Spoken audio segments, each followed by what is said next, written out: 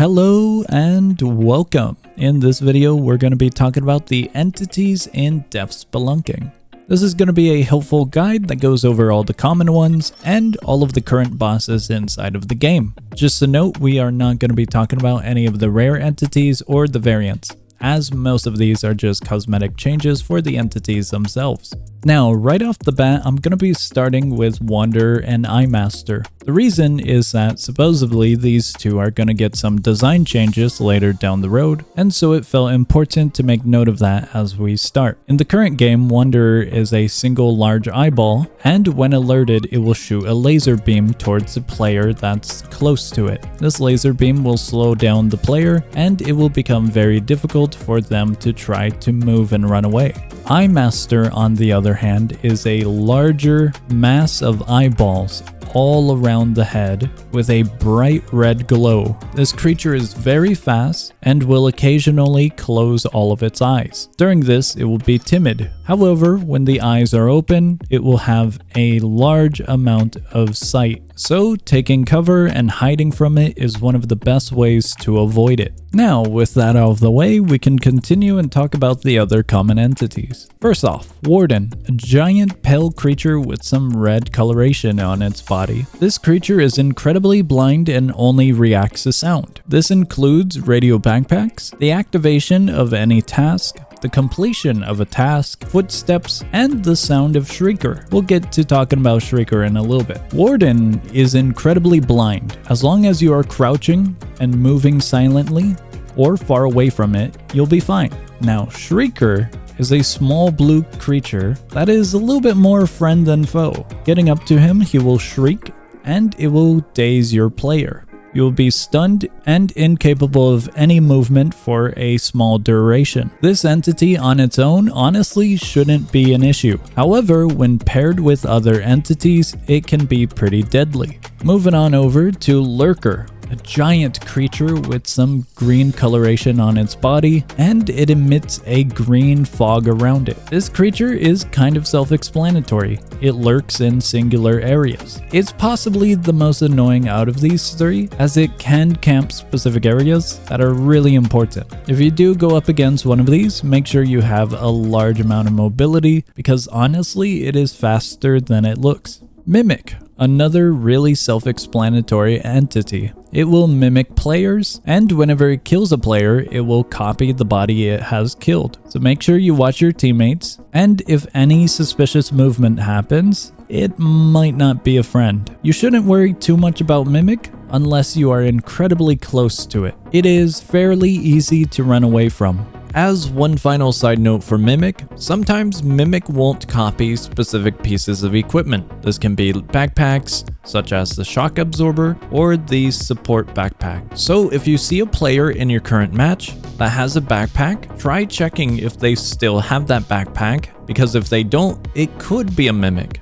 Drone, a very small entity that roams around the floors. This entity will always know where you are. However, luckily for you, it is very slow at moving. So honestly, you don't have to worry about it all too much. Similar to Shrieker, this entity is way more deadly when paired with even more entities. So on the lower number floors, you should be fine. But as you progress, it will become a threat slightly.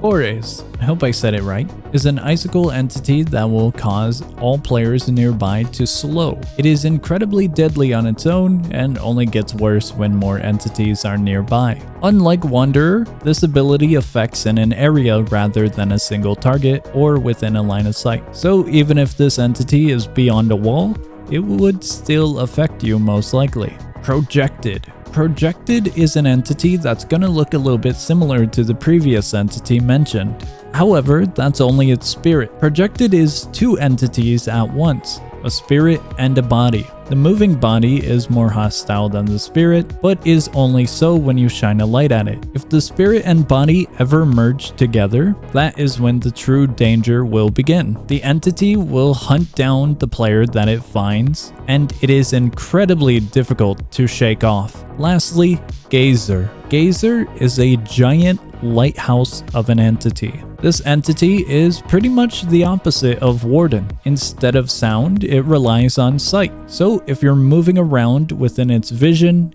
it will hunt you down. Speaking about its vision, it is incredibly great at spotting players. So even if you are very far away, but still within the line of sight, it will most likely spot you. All you have to do is stand still and you should survive. Now we'll be talking about the bosses currently in the game.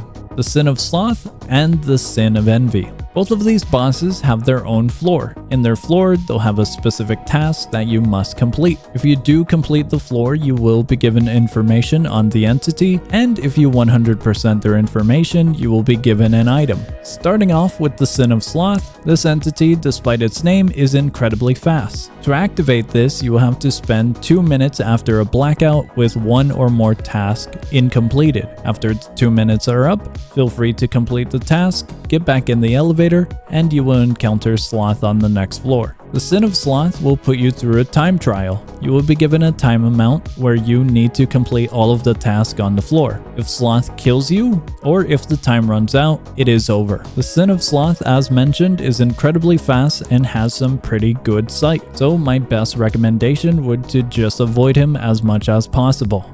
Now, as for the Sin of Envy, this is going to be an encounter that takes place on floor 20. On floor 20, you will be greeted by Envy within a large coliseum. There's going to be some rubble that you can use as cover, along with objectives that you're going to have to obtain. This is different. Instead of powering up the elevator by doing various different tasks, your one task for this floor is to obtain items scattered near the different player models. Now, as for Envy, Envy has a large amount of sight, speed, and is very persistent on chasing targets. Additionally, Envy can place traps all around the floor and throw daggers at players. So the best way to go about it is watch where you step and try to take as much cover as you can to not alert Envy. Other than all of that, the best way to avoid entities is by listening to sound. You can hear the sounds that the different entities make, but the most important one is probably going to be the walking sound that they make when they're very close.